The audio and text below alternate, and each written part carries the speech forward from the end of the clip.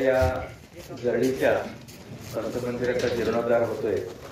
गेल्या 3 पिढ्या संत सेवेमध्ये कार्यरत असणारी ही आपली तिसरी पिढी आहे। ज्या पहिल्या पिढीनं अतिशय कष्टात आणि अतिशय अगदीच परिस्थिती काही नसताना सुद्धा, काही सुखसोयी नसताना आपला हा पंथाचा झेंडा उभा करायचं ठरवलं आणि खरोखर काही सुविधा नसताना, काही मार्गदर्शन नसताना फक्त आपण एक सद्गुरूची सेवा करायची आहे। आणि ह्या सेवेत सेवा करत असताना कोणतरी निमित्त मात्र लागतं, तसं निमित्त दातार महाराजांचं लाभलं आणि दातार महाराजांनी हे खरोखर पंथाचा जे अवधूत संप्रदाय आहे तो पंथाचा अवधूत संप्रदाय आपल्याला रुजवला आणि ह्या संपूर्ण जरळी असो किंवा त्या मुगळी जरळी ह्या सगळ्या चेन्नईकोपी ह्या सगळ्या भागात हा पंथाचा प्रसार सुरू केला।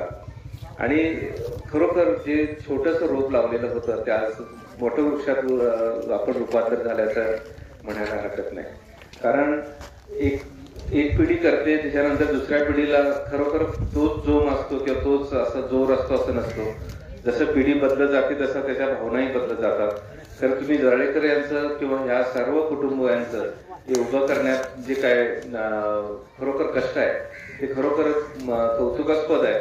कारण तिसरी पिढी सुद्धा अगदी जोमानं, अगदी तरुण पिढी हा संप्रदाय पुढे नेण्यासाठी रात्रंदिवस झटत आहे।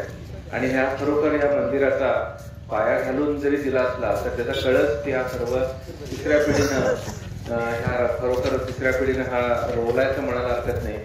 हा पंथाचा संप्रदाय हा प्रेमाचा संप्रदाय आहे आणि हे प्रेम आपण एकमेकाला देत असतो, घेत असतो। हाच पंथाचा जो अवधूताचा झेंडा आहे तो डौलानं असाच मिरवत राहावा आणि पंथाचा जो बोध आहे तो बोध सर्वत्र पसरून जो आपण पंथाने दिलेले काही नीती नियम आहेत ते नीती नियम पाळून हा पंथाचा अवधूत संप्रदाय हा आपण अखंडपणे सेवत राहायचा, ठेवायचा आहे। हा सर्व आपल्या गुरुबंधूंची जबाबदारी आहे।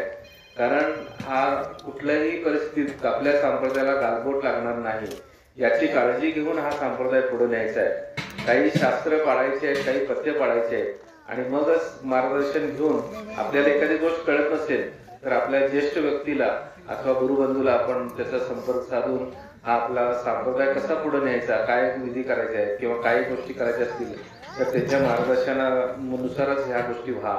काही कळत नसेल तर अगदीच मनसोक्तपणे विचारा। काही कुठल्या गोष्टीचा किंतु न बाळगता आपण आपला ह्या संप्रदायाला ओळखलं पाहिजे आणि ओळखलं तरच हा संप्रदाय पुढे जाणार आहे। त्यामुळे आपण आपल्या सर्वांच्या गुरुबंधूकडनं अशीच पंथाची अखंड सेवा होऊन हा पंथाचा संप्रदाय हा मोठा होऊ दे आणि पंथाचा अखंड आशीर्वाद आपल्या सर्व कुटुंबावर आणि हा सर्व जरळी गावावर राहीलच। आज पंथाचं वास्तव्यच तुमच्या गावात झालंय, त्या वास्तव्यामुळे तुम्हा सर्वांना हा आशीर्वाद आहेच आणि पंथाचे अखंड आशीर्वाद आणि कृपादृष्टी तुमच्या सर्व कुटुंबाला राहू दे हीच पंथचरणी प्रार्थना। श्री गुरुदेव दत्त।